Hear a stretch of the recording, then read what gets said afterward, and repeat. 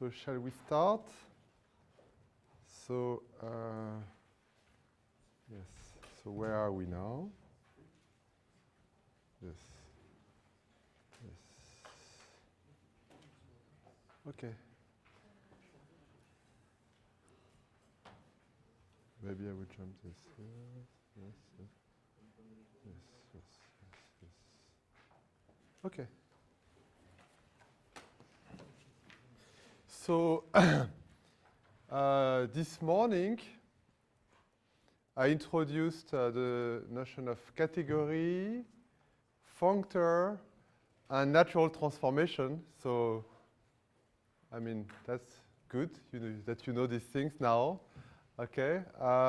And essentially, a category is like a clever graph. A functor is like a graph homomorphism. And the natural transformation is like some kind of transformation of a homomorphism into another. Sometimes I like to draw this picture. Like this is the maybe source category. This is the target category. Here we have a functor. So it's a way to transport this category here to another category. And here another functor. And the natural transformation is a family of maps indexed by the objects of this category. Okay? So if you think about the way you compare two monotone maps, okay, between partial orders, okay, it's really like taking a function. And remember, a function, it's something like transports the input to the output. Okay, so the shape of the category, the input category, inside the output category. And a natural transformation is just a way to transport one functor into the other one, like this. Okay, it's great. Okay. It's not a functor in itself. Sorry? It's not a functor in itself. What is not a functor in itself? So, well, then you see what is nice is that this is a basic data, but then there are so many ways to look at it. Okay. And one nice way to think about this picture, so really you see this is a category, another category, is to draw something like this, is to say, okay, I have C, I have D, I have two functors like this. Okay, so there are different ways to transport C inside D. And now I will write this little theta like this. It's just some way to transform, if you like, F inside G. Okay? So you can think in a way that we have graphs, okay? So these categories, we have graph morphisms, these functors, and then we have these functors have some kind of flexibility. Okay? You can transform one into the other if you like. And it's a beautiful language. It's very, I mean, lots of nice things. And I will not speak about this here. I will focus on logic and programming, but I need something here, which is the notion of adjunction. So I thought I should speak a bit about adjunctions. Not too much, because my purpose is not to teach you what an adjunction is, but just to show you something. Okay? And the reason why I'm interested in adjunctions is there are two reasons. One is because it's a very general notion. So if you open a book on like algebra, you will see a lot of adjunctions, even if they don't speak in the categorical language, because an adjunction is some kind of bijection between categories, okay? But kind of relaxed bijection, okay? Relaxed isomorphism. And I will explain how this works. And the point is that now when we do logic, okay, we start from a basic picture, which is a Boolean, algebra. So it's a partial ordering, and there is a negation. And as you know, the negation of a Boolean algebra is a bijection, an isomorphism, between the Boolean algebra and its opposite. Yes? So we have the Boolean algebra, you take negation, you get the opposite, and it's exactly a bijection. Okay, because if you apply it again, you get, okay. And now the thing is, tensorial logic is based on an adjunction instead of a bijection. Okay, so I need to speak a bit about adjunctions. And okay, yes, and we will see why there is an adjunction. Okay, negation is we say adjoint to itself. So I need to explain what this means. Okay, so this is a formal definition, and what this says, okay, is that we want to okay. One very nice way to think about a category, I said it's a partial ordering, it's a graph, okay, it's generalization of that, but also you can think of it as a generalization of a set, okay, stupid set, okay. So the idea is what? Is that between 2 points in a set, okay, there are only 2 possible relations. Either they're equal or they're different, okay? Very basic. Now, in a category, between 2 points, okay, 2 vertices, there are several ways to be equal, okay? Because every map is some kind of, is kind of saying, oh, maybe I'm equal to you. I mean, it's a relationship between an object and another object. So between two objects in a category, there is a set, and this set is all the different ways to be kind of related, okay, rather than equal, okay. So now, let's try and see, okay, what I'm saying here. Imagine that I have 2 sets, not categories, okay? And I have a map like this and a map like this, so 2 functions, okay? And I declare this. I declare that LA is equal to B if and only if A is equal to RB, okay? So this is the property that L and R satisfy. Yes? For every A in the set A and every B in the set B. Yes? So can you tell me what this defines?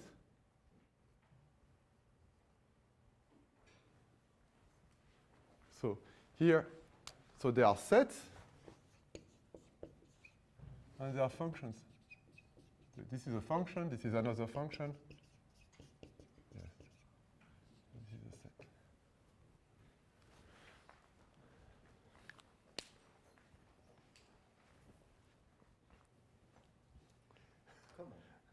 Yes, no, I was.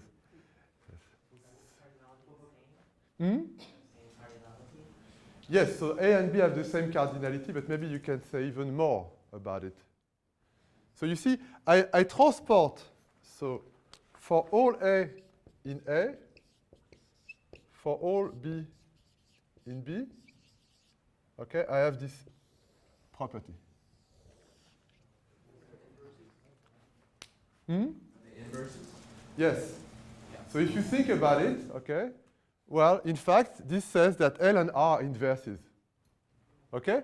And, well, you could say, for instance, you take LA is equal to LA, here, you take B is equal to LA, okay? And this is equivalent to A is equal to R LA, because here it's B. Okay, so they are inverses. That's the way you prove it. Yes? Okay? So for sets, it's a definition. You could say it's a strange definition, but it's a very compact definition of inverses. Okay? So because we can think of categories as clever sets, and that's the way they are used in algebra, by the way. Okay? That's one motivation for introducing them. So you have a result, for instance, on sets, or rather people would have results on rings, okay? And then you go into categories, and you think really of them as more clever sets or more clever rings, okay? So here, it's quite natural then to say, okay, because we have this definition of bijection, let's try and adapt it. And so this defines the notion of adjunction. It's just a pair of functors.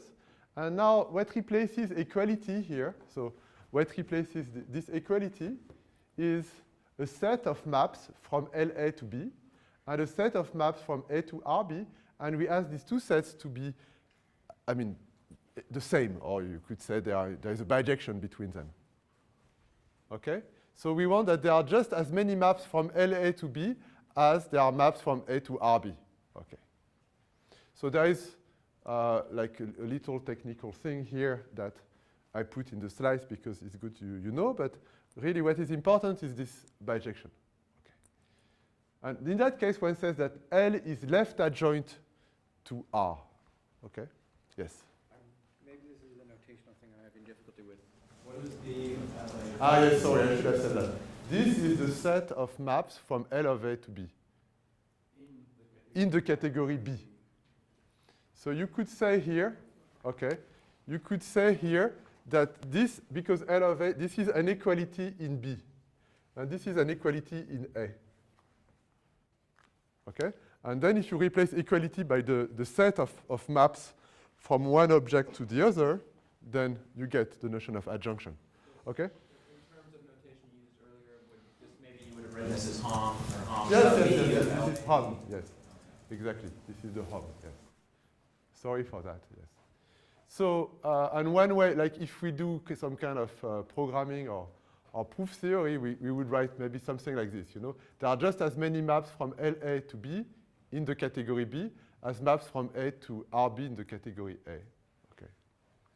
And one nice thing is that, you know, a set, the equality is a reflexive relation.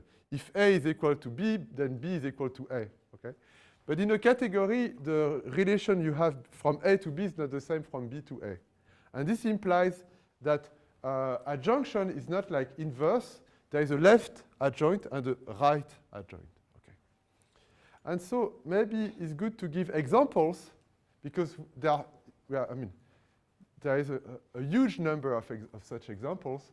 A typical one, okay, a typical situation is when you have some notion of algebraic theory, okay, and you construct the free structure, okay. So imagine you have operations, NRE operations and equations, okay. So this is a theory presented by operations and equations, and you construct the free structure, okay. And this free construction is in fact associated to an adjunction. So let's see here, okay. So we take the algebraic theory of monoids, okay. And so there is a category of monoids. So the objects are the monoids, and the morphisms, the maps, they are the functions preserving the structure of the monoids, so preserving multiplication and unit, okay. And now there is this adjunction here. And what is this functor doing? This functor is very simple. When you have a monoid, you have, so like here, okay, you have a monoid, you have an underlying set. So you just forget that the monoid is a monoid, okay? So that's why it's called a forgetful functor. But now, conversely, when you have a set, you can transport it to a monoid by taking the free monoid. So you think of the elements of the set as an alphabet, and then you construct the free monoid on the alphabet, that is the monoid of words with concatenation. Okay? So now we should see what this means. Okay? This property, and the property says this.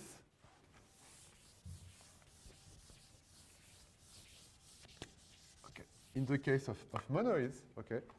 So let's write it. It says that, so if I take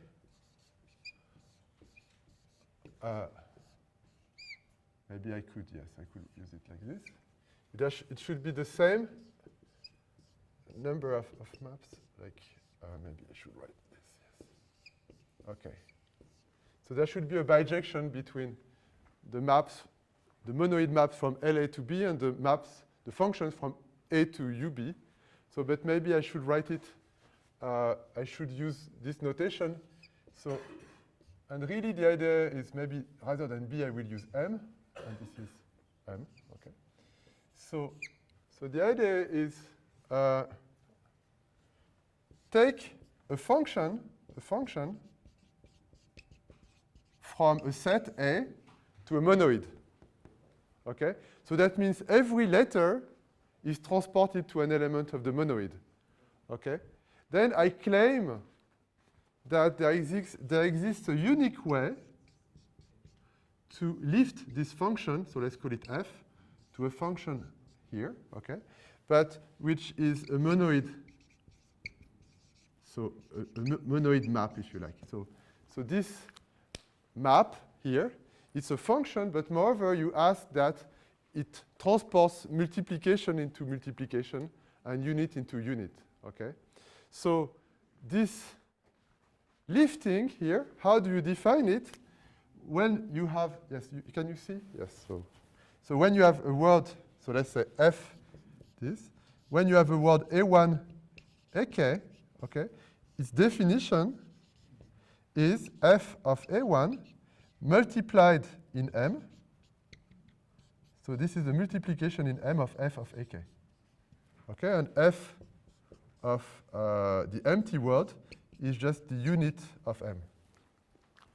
Okay? So this simply says that if you are able to interpret a letter, every letter in a monoid, then you are able to interpret every word in the monoid. What you do is simply you take the letters of the word and you multiply their image. Yes, are you familiar with this or not so much, a bit, but okay. So anyway, this is a very basic thing in like mathematics, and you can see it all over the place, okay? So, yes, there are so many examples. Anyway, so this defines an adjunction, okay? And so you see in particular that clearly this category of sets and this category of monoids are not bijective. They are not the same category. They are not the same graphs, okay? But there is an adjunction between them, okay? And to some extent, so adjunctions regulate a good part of mathematical practice, especially in algebra, okay? A lot of the structure that appears there are kind of connected to existence of adjunctions, adjoint pairs. Okay, so yes. Another example, which is just generalizing the one with sets and monoids, is if you take a graph, you can construct a free category. Okay, so if people are interested, I can explain that, but maybe very briefly, you take a graph and you take the same vertices as the original graph, but now the maps of your category are the path of the original graph. Okay, so you can compose paths and you get a category. And again, you have an adjunction like this, which generalizes the previous adjunction. Okay.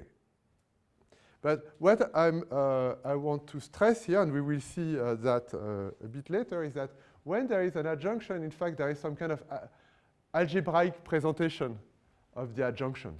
So that means that, of course, I gave a definition of adjunction like this. Like this, you know, there is a family of bijections and so on. But in fact, there is also a more abstract and at the same time elementary way to think about an adjunction. What is it? It's a pair of functors, and we instead of just having the functors and the bijection, we said there are two natural transformations. And this natural transformation is what I did here, okay? So remember, that was the way I proved that when we have such a pair of functions, we have a bijection, yes? But now if I am in a category, I just have a map like this. And so what I get here is just a map like this. Okay? So typically, in the previous adjunction, okay, I take a set, I transport it to the monoid of words, I come back to sets, and I forget the structure of monoids. Then I get a canonical map, which transports the alphabet into the set of words. And what it does is it takes a letter, it transports it to the word of length 1, okay, with that letter, okay? And so this is the family of maps. So for every A, every object of the category, you have such a map, eta A, okay? So it defines a natural transformation Actually, oui. you might point out that it's the one associated with the identity. Yes.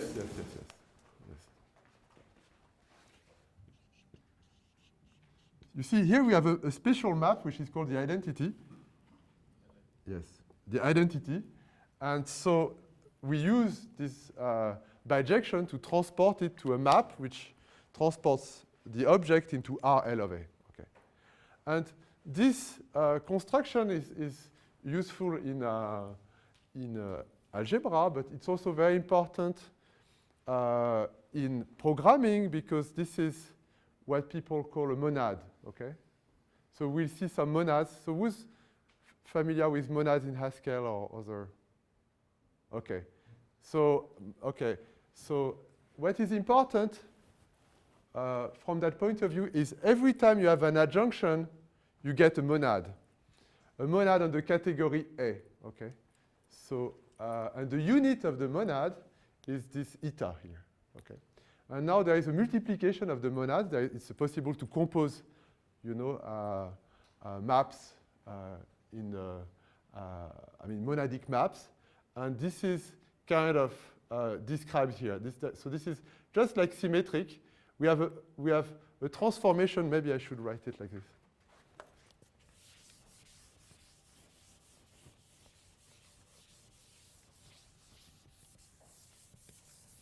So in the case of sets,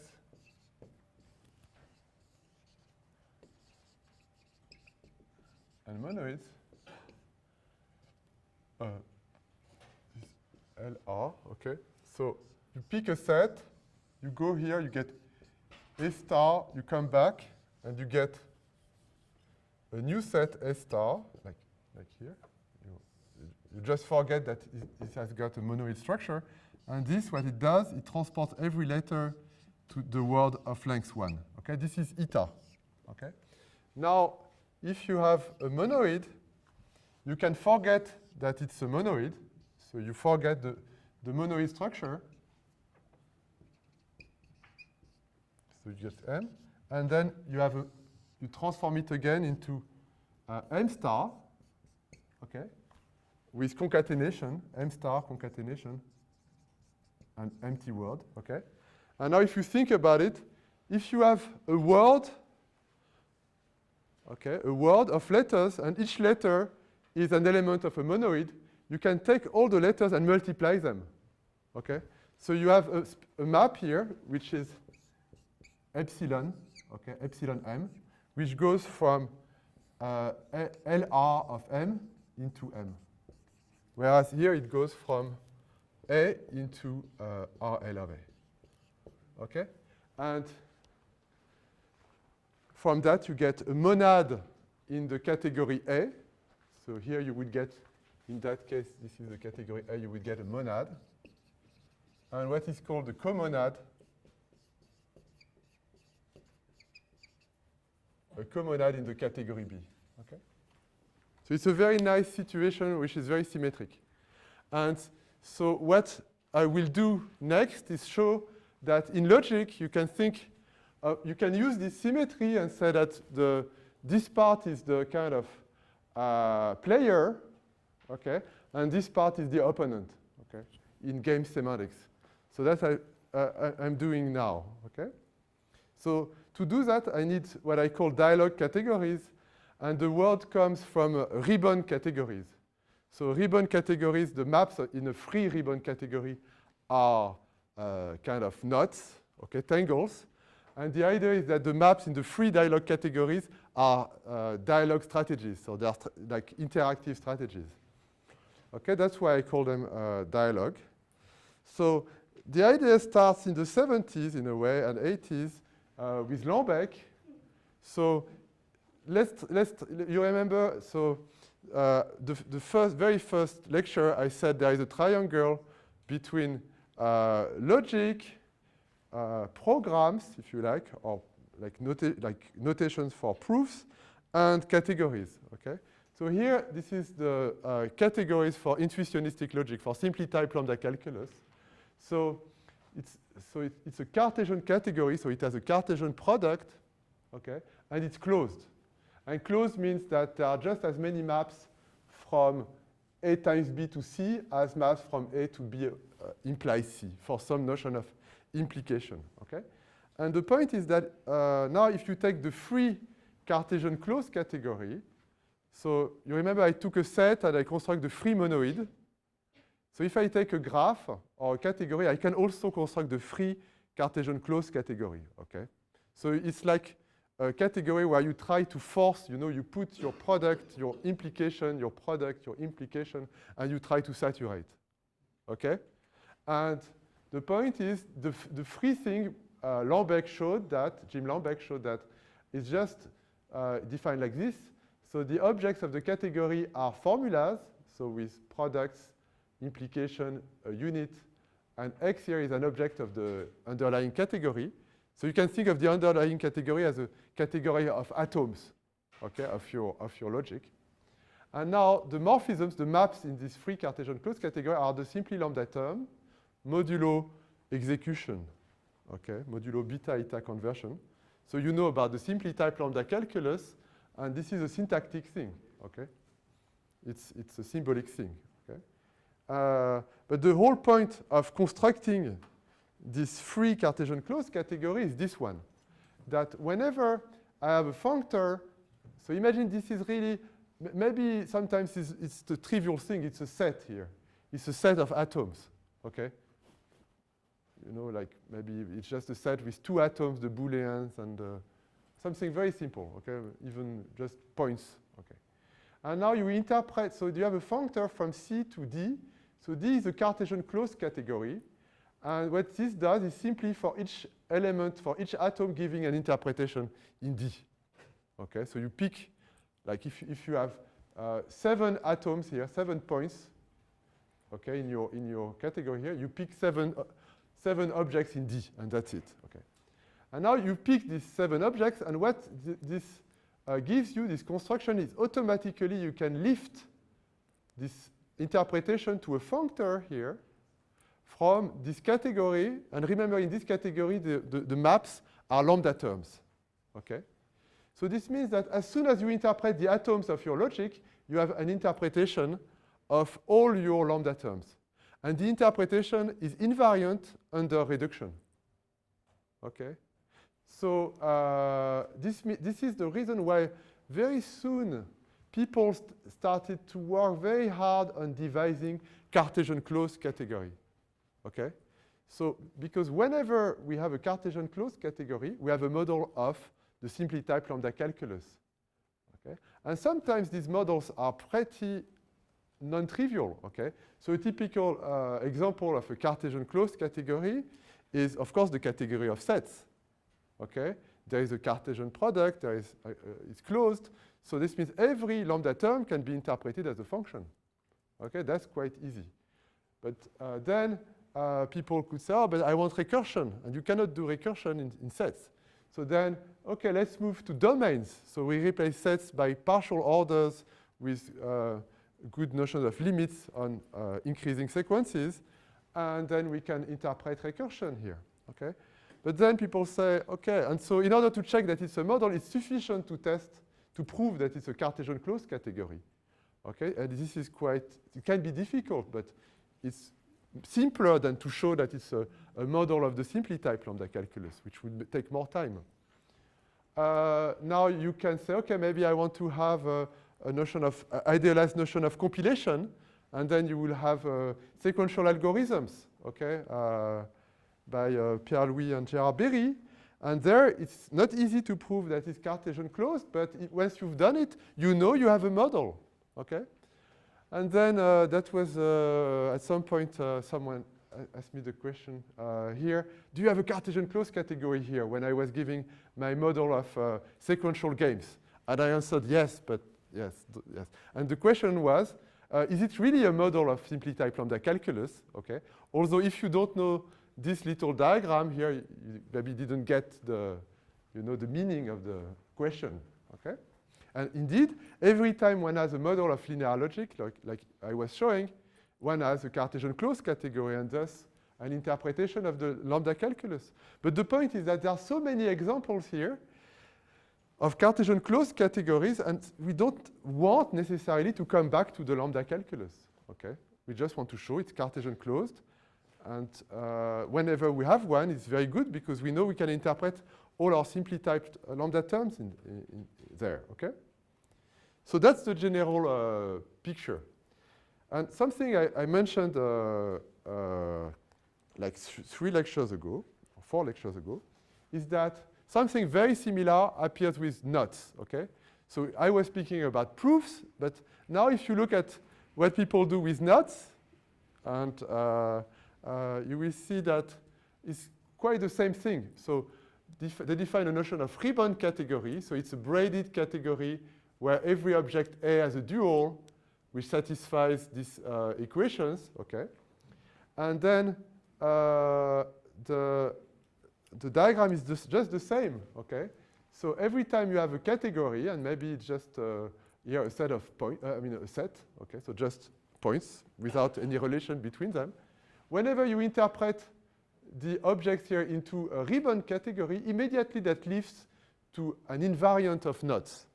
So that means that because the maps in this category are knots or tangles, then every knot or tangle is mapped into some map here, and this map is an invariant modulo deformation.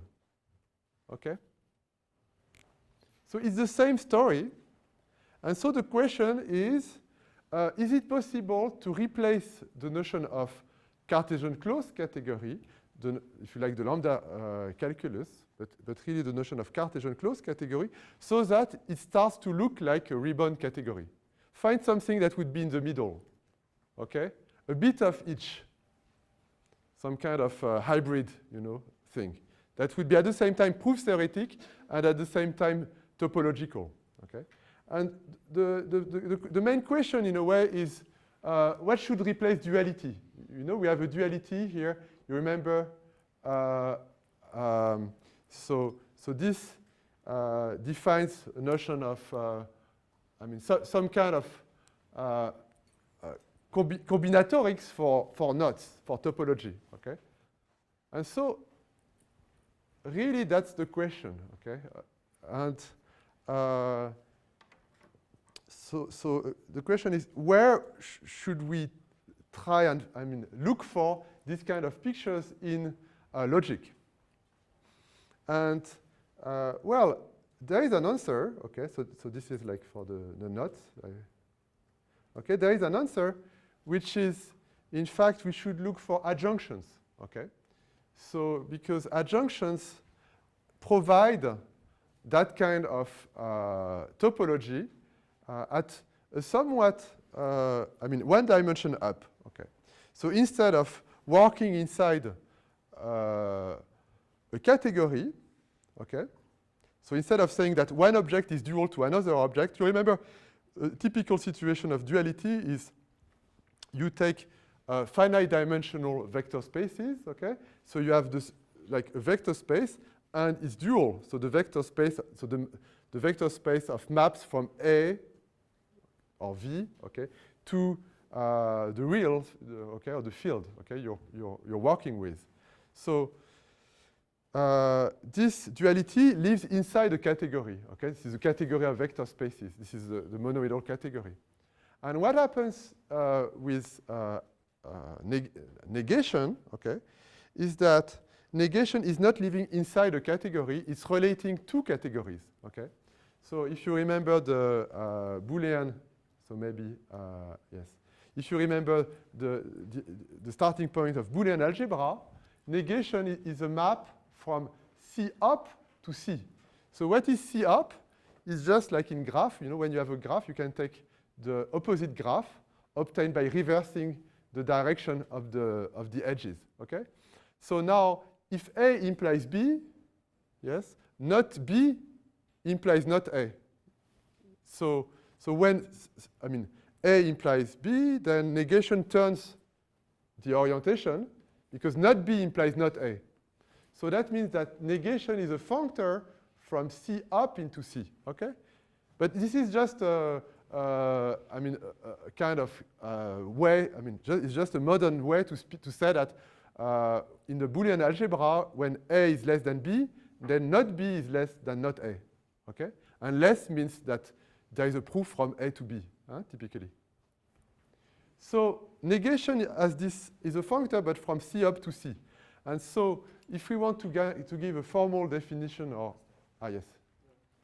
This sounds, I'm not sure how similar it is, but it sounds a lot like a dagger symmetric model algebra. So no, it's not really. So I mean, there are various notions of dualities. Okay, but this one is of course there are relations. So this is one nice aspect of the field, is that there are many notions of dualities around. Okay, they are related in some ways, but this one has nothing to do with daggers. Yes. As such, okay, then we can find connections at some point. But okay, so you have this negation, which so how should we formalize negation? So a very simple way is like continuations, okay? And indeed, this is a model of linear continuations that I'm building. So you say, okay, I'm in a monoidal category, typically symmetric monoidal. And now I want just as many morphisms from A to not B as morphisms from A tensor B to bottom, okay? So a typical situation, I mean, this situation is very generic. So think about the category of sets, for instance, okay? It's a monoidal category because you have a product. And then you pick any bottom that you like, okay? So you pick any set. So let's call it R, because R is the, yes, but R, maybe I should, so, okay. So an example of a category is the category of sets, okay? So bottom is any set, you take any set. And then negation of A is defined as A implies bottom. Okay, so the set of functions from A to bottom. Okay, and then you have this bijection. Okay, there are just as many functions from A to B implies bottom as from A times B to bottom. Okay, but there are so many examples here of this notion of duality. And so it's, in fact, it's rather a kind of feeling that the notion is so general that maybe it's meaningless, that we cannot really do anything with it because, remember, we have logic, then we pick, simple types, and we are doing really a fragment of it, and we try to understand what's going on, and why. Why should it be meaningful, okay? So, well, it's meaningful for that reason that it's possible to compute the free dialog category. So the free dialog category is, in fact, can be characterized as such, is a category whose objects are formulas, okay? But these formulas, you can think of them as games, okay? And the idea is, like I told you, like when you have two games, you can tensor them, so you play them in parallel. Negation is just adding a move. You know, you have an opponent move starting the game, and then you carry on with the same game, but where the polarities have been reversed. Okay, and one is the trivial game. Okay, and now you have these formulas or games, depending on how you like them. I mean, you like to see them. Then the maps between them, they are proofs. Okay, because it's kind of and they are proofs of tensorial logic. They are like in usual situations of the Cartesian closed category, but the novelty is you can think of them topologically, okay? And in fact, you can think of them as innocent strategies, okay? And then the way one translates these maps into kind of topological diagrams is exactly the same as in knot theory, okay? And that's the bridge, yes?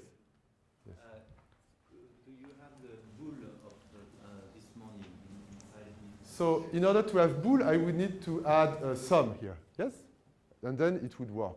But here I focus on just the tensor product, yes. But you can add things, okay? What is really difficult already is to understand how the tensor interacts with the negation. But the purpose is to extend it, okay, to other settings. But here I will focus on these two things. So the first observation, and it's very kind of perverse way to think about negation, and you would not, I think it would not be possible to think about it without the notion of adjunction and without the algebra behind, okay? So you see, we have a category, and now adjunction, I told you, is a functor which goes to the opposite category. Okay, so we have a functor that so C is a category of formulas and proofs between them. And now negation, what it does, it transports it to the opposite category. But similarly, when we have this category, we can think of negation as transporting this, exactly doing the same, but in the opposite direction. Okay? And now what is kind of striking, and it has been noticed like 40 years ago, so it's an old observation, in particular by Anders Koch, is that, we have C, okay, you look at a map from A to negation of B. It's a map from A tensor B to bottom, okay?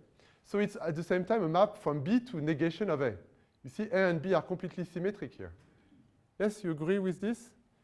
That if you have a map from A to negation of B, it's a map from A and B to false. And so it's a map from B to negation of A. Okay? But now this thing, you can think of it as a map from negation of A to B in C up. And this is perverse, okay? Because why should you do that? And the reason is that now you recognize a pattern, okay, which is the fact that there are adjoint functors. Okay? So negation is adjoint to itself.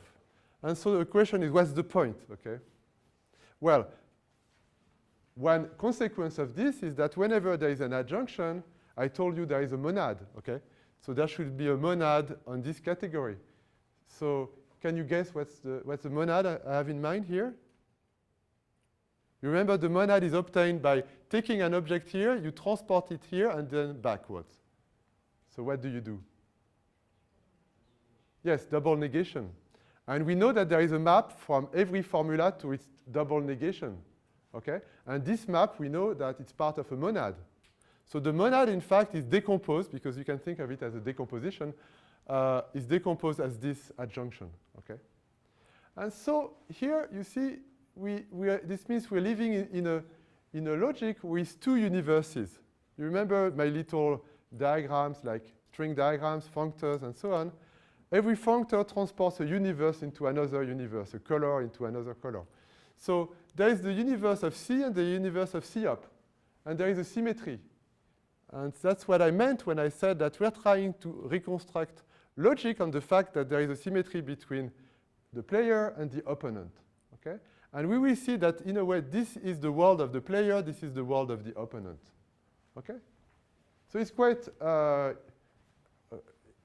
unexpected, but if we think about it, after all, you know, when A implies B for me, it's a bit like not B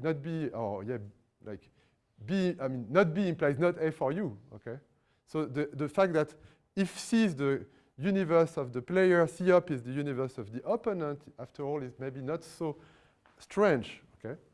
So now, I mentioned the algebraic presentation of adjunctions. In fact, it's possible to have a diagrammatic notation for that, okay? So, and I will try to explain it a bit, okay? So it's really string diagrams, but with multicolors, okay? So here there are two colors. And instead of speaking about what's going on inside a monoidal category, you speak about what's going on between categories, okay? And there is a trick, is that categories, they live in a kind of universe, which is a two-dimensional category, okay? So in fact, you're playing inside a two category. But I didn't want to introduce these things here. I thought we can just look at this example and see what it means directly as logicians, okay? Oh, yes. So this, okay, should be understood as such. So we have like functors, okay? So the functors are vertical. And what we do here is we take natural transformations, okay? So maybe like you feel, oh my God, you know, functors, natural transformation, and now in pictures. So I should tell you what this is doing, okay?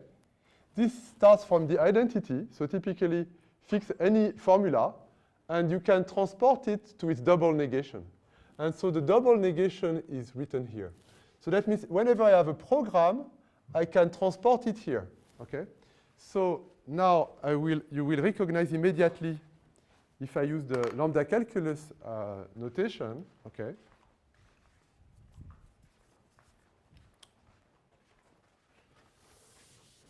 You will recognize that, in fact, what I'm studying is a calculus of continuations, okay? Because, okay, imagine I have, yes, it's okay, you can read it, maybe. So imagine that you have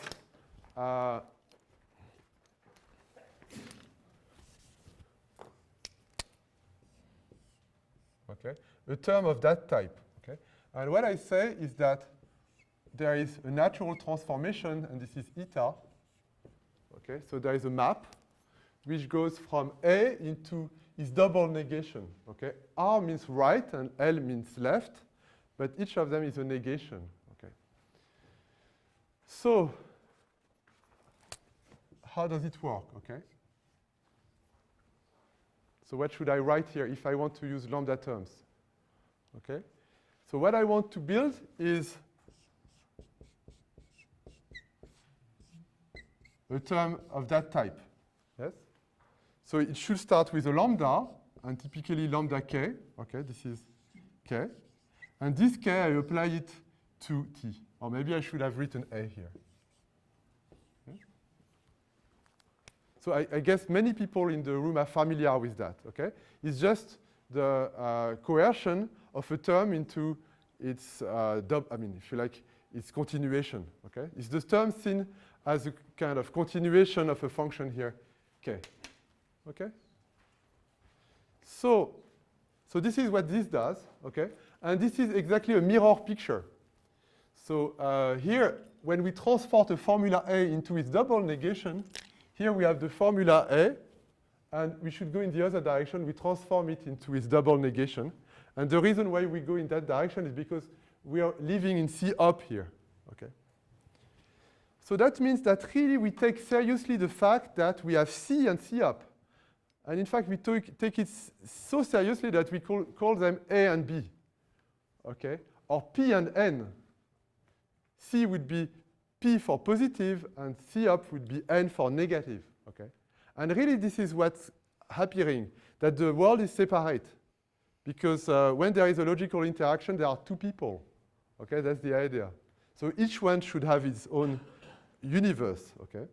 So now, what is a typical proof like this? You can construct it with units, so that's this map, okay? And co-units, that this map. And the purpose of units is to add two negations, and the purpose of co-units is to remove two negations, okay? So in that way, what I'm showing here is a proof from 6 negations to 4 negations of A, okay? It's a generic proof. And, okay, you can say it's, well, you can say that, you can say, well, I see the units, I see the co-units, but what's the point? And the point is that this is exactly what we did during yesterday, okay? So when we studied game semantics, in fact, what we are doing is we are looking at these trajectories, okay? So you should think, so forget about functors, forget about categories, everything, and think of this diagram as just describing a strategy. So R is an opponent move, and L is a player move. R is an opponent move, and the strategy transports it here. And then this is the flow of interaction, okay? So that means that game semantics, this is what I've written, is intrinsically algebraic, okay? I didn't invent any game semantics. I just looked at a categorical situation that we find everywhere, okay, in set. It's the most common thing. And then I reconstructed these kind of interactions between strategies, okay? So this means that strategies are more ubiquitous than we could think, okay? So we know, for instance, that in mathematics, matrices are ubiquitous. Operators are ubiquitous. Strategies maybe a bit less, but In fact, typically, for instance, if you take two vector spaces with tensor products and negations, stars and so on, you build this big vector space, then what is a typical vector of this big vector space? In fact, it's a strategy. That's what this says. Okay? Yes? Just on the previous slide, could you write the corresponding proof? The corresponding proof. Yes, it can be a bit. I will show you the corresponding proof on a slightly simpler example. But, and maybe I can do it now, okay? Yes, so that's this one, okay? So that's the unit of the adjunction. So it maps A into double negation of A, and well, that's it, okay? Yes, it's A implies double negation of A. And now you see there are two steps, because remember in the logic, each negation corresponds to a move, okay? So there are two steps, and the two steps are here, in RL, yes, they are here. Now, this is the multiplication of the monad, of the double negation monad. So it takes 4 negations and it maps it into 2 negations. But in fact, if you think about it, what it does, it applies a co-unit in the middle. So the associative strategy is like this. Okay? And well, if you look at it from a proof theoretic point of view, it's here. Okay, and so 1, 2, 3, 4, 6 here. So each number here, so 1, 2, 3, 4, 5, 6 is here. So it's 1, 2, 3, 4, 5, 6. Okay, so the organization of negation in a proof is just the flow of negation here. Okay. Yes. Yeah. So in these examples, you have strategies that are just one. Yes. One Yes. path. So Yes. what Yes. happens? Yes. So it's the most boring logic. Yes, Pierre-Louis, you're right. Yes. So it's the logic where people just have a negation. Okay. So it's typically at the end of a dispute with someone, you just have a negation and you say, no, no, no, no. Okay. And so, well, what's the point? So, but still, it says something about logic because it says that.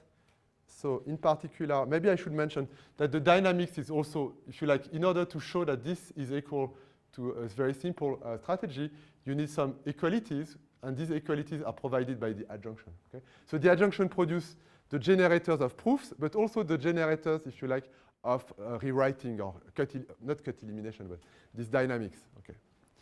So, but I will, yes? What does it correspond to? Yes, so that corresponds to beta evaluation, but head linear beta reduction. I mean, this is, it's a topic in itself, okay? But essentially, you can think of it as the kind of observation of the evaluation of an abstract machine, like Rivin abstract machine, okay? And an interesting question, by the way, is this provided an idealized algebra of abstract machines, but after we want to carry on so that in the end we really have the abstract machines and the implementations, ideally everything, okay, in that language. So that's the general idea. So we keep, if you like, the good spirit of linear logic and algebra, but we can extend it and work at a kind of low level. Yes, so, but okay. So in a way, really, I think of that as the continuation, okay, of the work by Pierre-Louis and Gerard Berry when they introduced the sequential algorithm model. Okay, they had in mind maybe at some point we can think of it as a compilation. I think that it was a dream, but now a few years later we have accumulated enough knowledge so that maybe we can achieve that. At least we can kind of connect things. So I think, for instance, that from the other side, the fact that people define typed assembly languages was a very convincing fact that there was something to be done there. Okay, because typed assembly languages, in a way, are kind of building a bridge on the other side. Yes. So, but okay, what is the interesting fact about this very stupid logic of negation and negation and negation like this? Yes, is that you can count proofs. Okay. So, for instance, you can say, okay, how many proofs do I have from 2p negations of A to 2q negations of A? Okay. And so this connects us to combinatorics. Okay, here it's a very stupid thing because the answer is kind of immediate. Okay, so how many proofs do we have here? It's just the same number as maps from P. So P is seen as an ordinal to Q. So monotonic maps, I should say, monotone maps here. Okay, and the reason is that all the proofs are generated by these two proofs. So the proof that A implies not A, so it's a proof from 0 to 1. Remember, 1 counts the number of double negations. And here, the proof that 4 negations implies 2 negations, so a proof from 2 to 1. And if you think about it and the equations, you get immediately that this should be seen as a map from an antiset to a singleton and a map from a set of 2 elements to a point. And in that way, you generate all the monotone maps, and that's it, okay? So this is, and the thing is that these monotone maps are just the same thing as simplices, okay? They're heavily studied in some parts of mathematics. And so, okay, it's something which we could do also in that language, but it would be more difficult, okay? It would be less immediate. It also shows that this very limited logic of negation and just negation is completely described, the proofs are completely described by the fact that negation is adjoint to itself. So in a way, you could say that, very arrogant algebraist would say, haha, so your proofs, they are only produced by this adjunction, that's all, okay? But it's important because then it gives some kind of insight about what we should do next, which is to try and understand what are the generating proofs, okay, of our logic. It's something we don't do usually. I mean, we have combinatorial logic, we have categorical combinators, and so on. So it's something there have been people doing this, but it's not a mainstream topic, okay? So here, I will go next. So I will take just the logic of negation and tensor, okay? And I will show that in that case, although we can I will give you the generators of the logic, and I will explain how it's built, but it's not something that I think was known by people in algebra, okay? So it's something that at the same time is a refinement of something that is known, and yes, maybe I should jump this. Yes, what is this known thing is that the continuation monad is strong, okay? So what does that mean? It means that when, if you like, the logic of tensor and the logic of negation are not completely disjoint. You know, you have negation and tensor. Something happens when they meet, okay? They interact. And this interaction is, in particular, this one, that if we take a double negation of A tensor B, then we have a proof that this implies double negation of A tensor B. Do you want me to do it? Maybe it's worth. Okay? But why is it important? Because double negation is a monad, so it's a kind of side effect.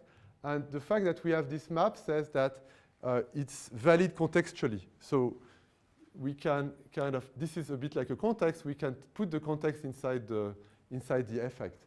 So this is the starting point of Moji's theory of effects and the effects in Haskell and so on. This is the strength here, okay? So where should I? So this map is very important, okay? And it's quite amusing to look at what it is. Okay, so in the sequent calculus, it would be something like this. You have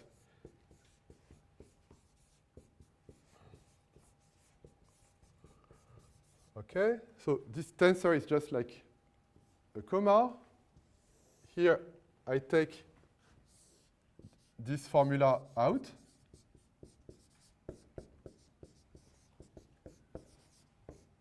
So again, I'm building this in tensorial logic because it's designed for that, okay?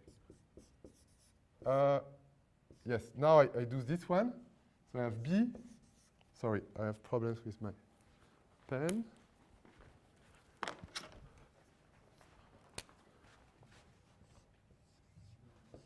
Proves negation of A. Then negation of A tensor B. A, B. And now A, B, A tensor B. Okay, and I'm finished. Because the last rule is the introduction rule of the tensor product. So you see, we have this proof here, and this means we have a map like this. And then the question is, okay, whenever I construct a proof, remember before was just with negation, whenever I have a proof, I can construct it with units and co-units of the adjunction. So the question is, whenever I have a proof in tensorial logic, just with the tensor and the negation, can I construct it as sequences of little generating proofs? And the answer is yes, and this is the generating proof, okay? So really, this proof is very important, and maybe I can show how it's done, okay? So it's essentially the same one as this one, but you have a parameter now, x, okay? So in particular, if you remove the x here, okay, if you remove the x, then you get exactly the same formula as before. You have A tensor, double negation of B, implies double negation of A tensor B. Okay? So really, it's just like you plug this x here. Okay.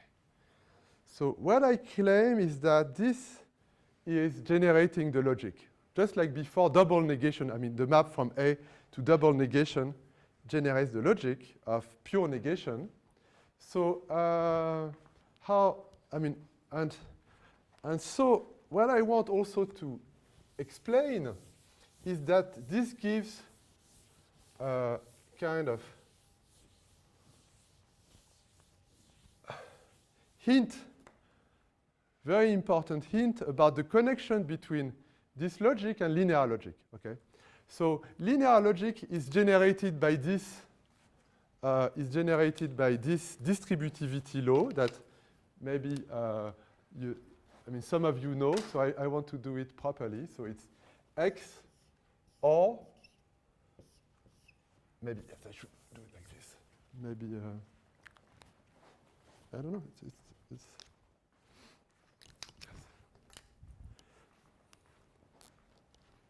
ah, yes, it's here. So,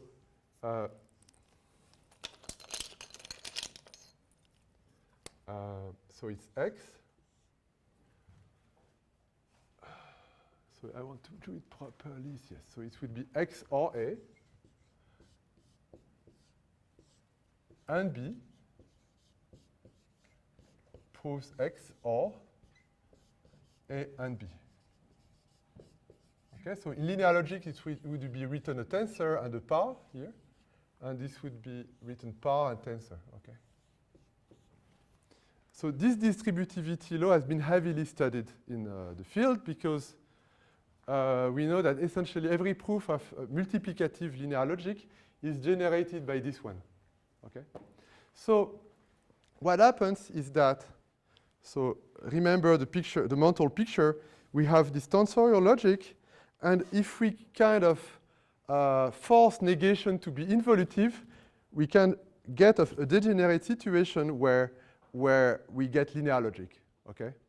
So, and degenerate is good because sometimes we can compute interesting invariants and so on, but still, what we want is that everything that happens in linear logic should lift to this tensorial situation.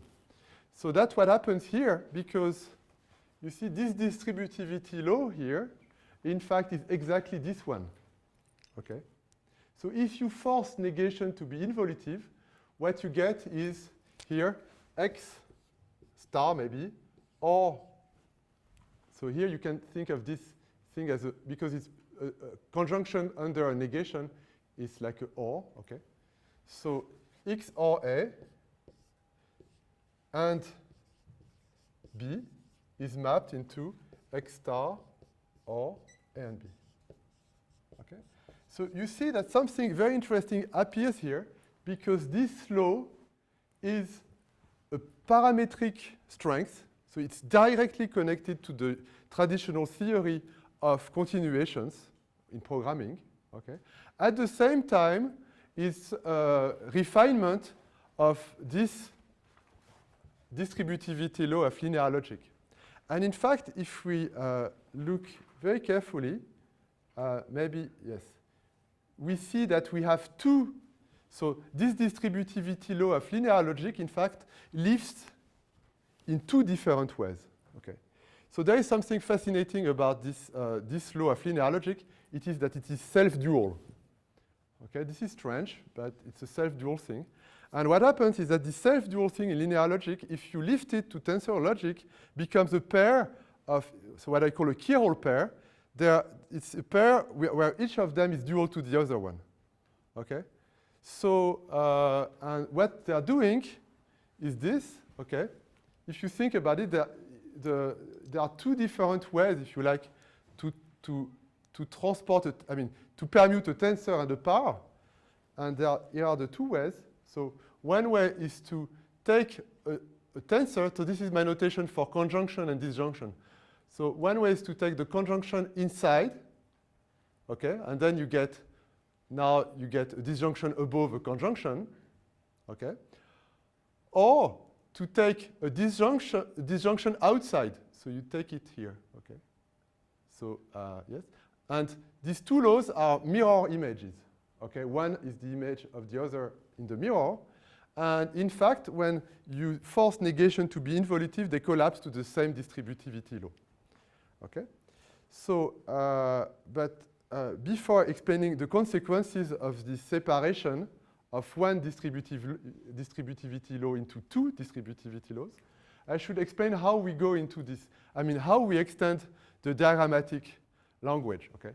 So before was, like Pierre-Louis said, it's a bit boring because we have just negations, negation, negation. So that means that what we're doing is we take a formula and with a tower of negation, and we transport this formula, this is the task of the proof, into another formula with a tower of negations, and then the purpose of the proof is to relate the tower of negations in input to the tower of negations in output. Okay, that's it. Now, because we have a tensor product here, okay, and here, okay, the task of the proof is to transform not just a tower of negations, but really a formula of tensor and negation, okay? So that means it's a binary tree, okay, because each tensor is a binary node, and a binary tree where I have unary nodes here, so describing negation, okay? So here, I describe the proof from double negation of A tensor double negation of B to double negation of A tensor B, okay? So how does it work? Well, you have here tensor of double negation of A, double negation of B. The first thing you do is you use the strength. So this double negation is extracted from the tensor, okay?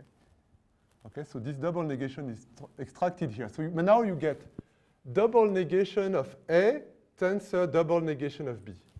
Now you extract this double negation of B from the tensor, and what you get is 4 negations of A tensor B. And now you multiply the 4 negations, you get 2 negations, and that's the proof, okay? So I've shown you how to build a proof step by step, exactly like we would build a knot, generator by generator. But the thing is, when we build a knot generator by generator, we don't pay tribute to its topology, okay? It's just a way to build a knot by braidings and U's and so on. So we know that the knot is not just the sequence of generators, it's something else. And this is exactly what we need to prove, is that in our dialog category, in our free dialog category, when I take two such, if you like, sequences of generating proofs, then the meaning of the proof, okay, is entirely described by the flow of negation. So this flow of negation here, okay? So, and this flow of negation, we met it already because this is exactly the strategy associated to this proof, okay? We have a proof here, and if we think about it, what is the strategy? First, opponent places this negation, then the strategy places this negation, opponent places this negation, the strategy. So if you like, it's 1, 2, 3, 4, 5, 6 here. And this is exactly what he's doing. 1, 2, 3, 4, 5, 6, okay? So if you like, we've generated a strategy step by step, okay? But the meaning of the proof is the strategy. So one needs to prove that, and that's where this decomposition of the distributivity law of linear logic into two distributivity laws becomes, yes? Come back to the slide. Yes, yes. Can you comment on the three colors? The colors here? Yes. So this is blue. You should think of it blue. Yes. But it's like, you know, denim. You know, we are in the States here, so we can speak about denim, yes? So there are two sides of it. So this is under, it's a bit like, it's a 3D thing, so it's like under the, but this is blue and red, okay? And so this is just the same thing, but here, the point is that when you take a negation, you go into the other category. So the category C, if you like, is blue here. But then we take a negation, we get to C up, and then we take a negation, we get to C again. Okay? So if you like, I mean, maybe it's very clear here. This blue part here is the category C. Then I take a negation, I get to C up. That's part, because remember, all of these little strings here, they're functors, so they transport an object in the category C into an object in the category C up, and then in the category C again. Yes, that's the purpose of the colors. And it has to do with who has the control at this stage. So this is, yes, because that's one nice thing in these diagrams is that we see these colors which in a way describe who has control at any point of the interaction. Okay? This doesn't explain the three colors. But, The three? You mean this? Which one? Yeah. No, I said there are only two colors, red and blue.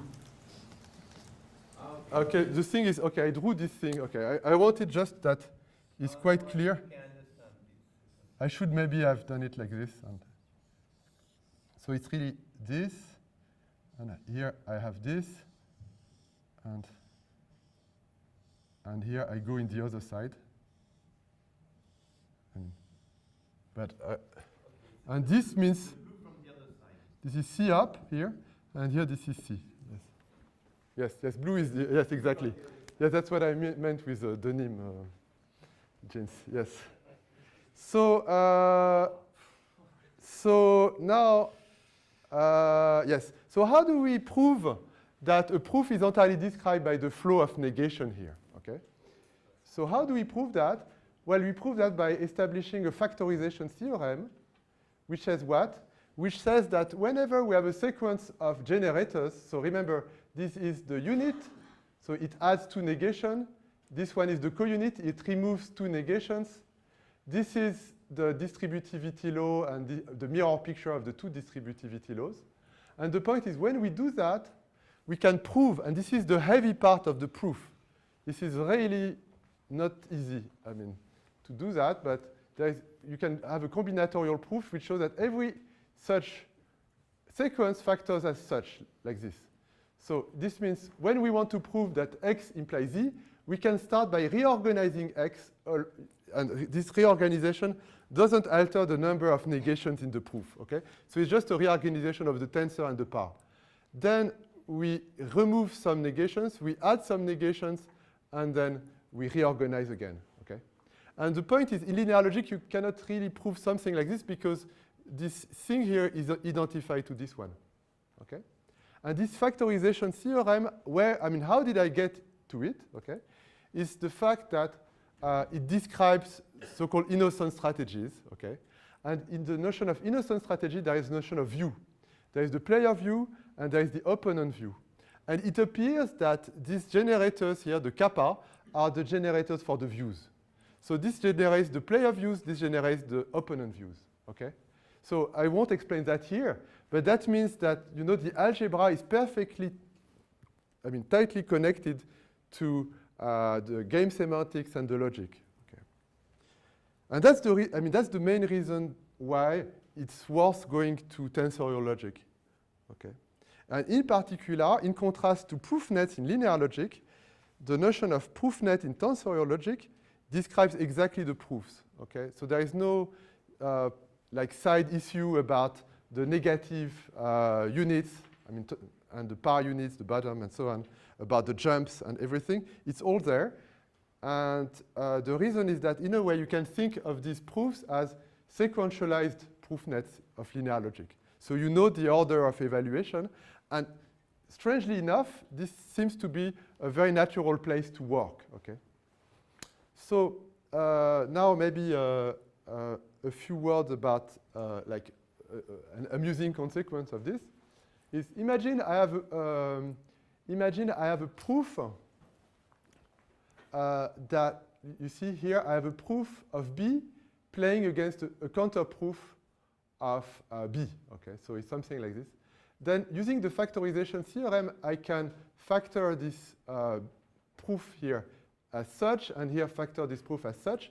And if I look at what this means, it's very easy to show that Y is necessarily a sequence of negations. Okay? So that means that even in that language, even the interaction between a proof and a counterproof is a formula. It's just a filiform formula. Okay? So the purpose of doing this little game, okay, of thinking of an interaction as a formula, is we're interested at some point to have more concurrent behaviors. And it's quite tempting to think that a concurrent behavior would be also some kind of formula, okay, but not necessarily filiform in that case. Okay, I will jump this. This is the kind of coherence. You see, I need quite complicated coherence diagrams to prove the property. So this was the difficult part of the construction.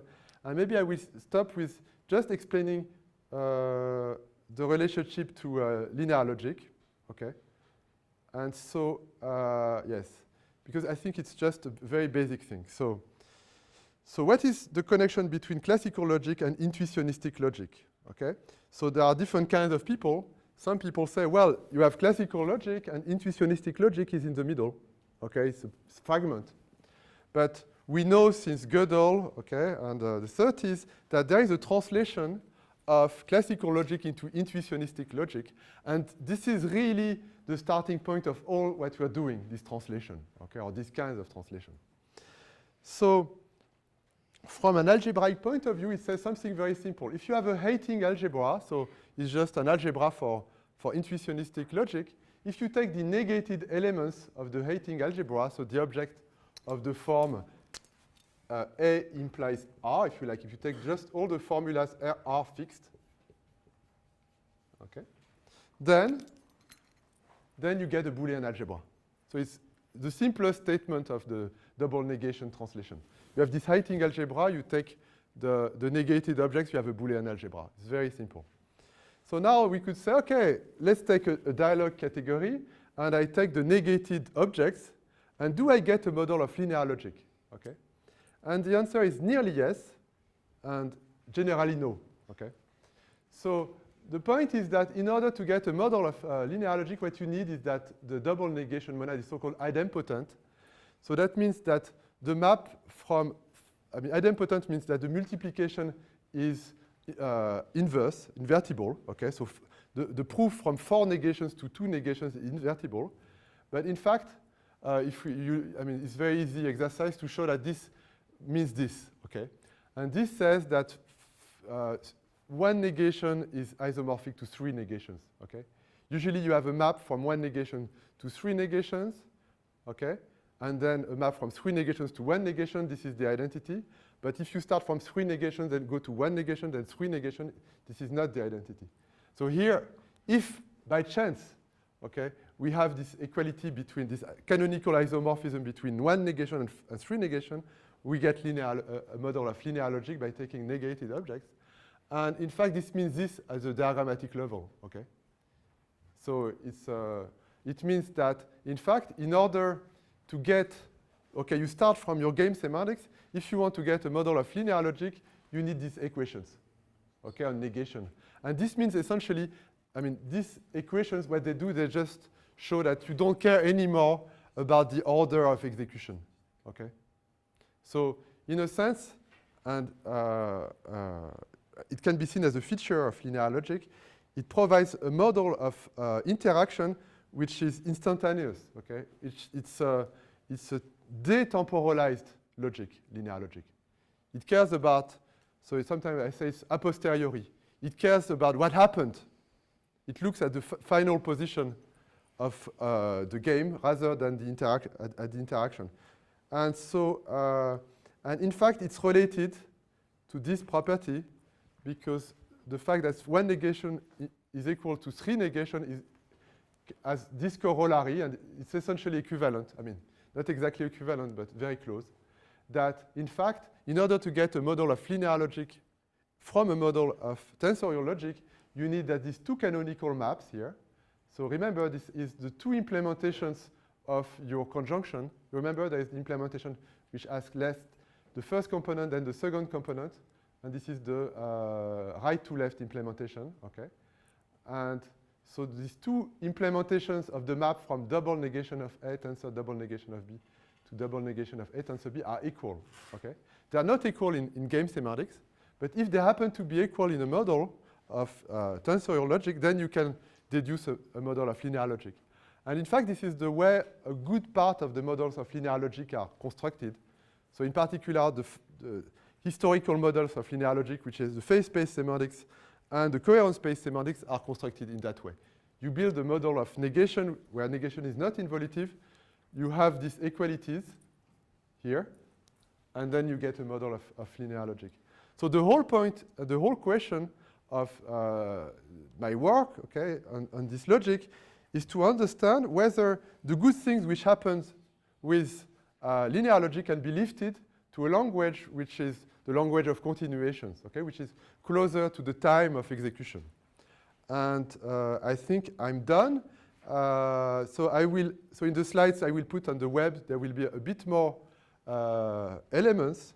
So in particular, I will put some diagrams for state models and registers and some kind of flowcharts for local stores, so you can have a look at them. And well, I should thank you for all the time we spent together. It was quite a number of sessions in 3 days, so it was quite compact. I'm quite happy you resisted, essentially. Okay, I resisted too, so everything is very nice that way, so thank you.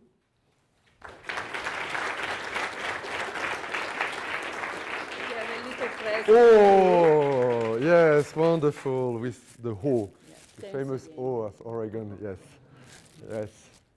So, thank you, Zena, for everything, yes. I will, yes, that will improve my production, yes, improve my productivity. So any questions, maybe, or after, we have so much time. Okay, so, yes, perfect. So it's break, no? Yes. Well-deserved break.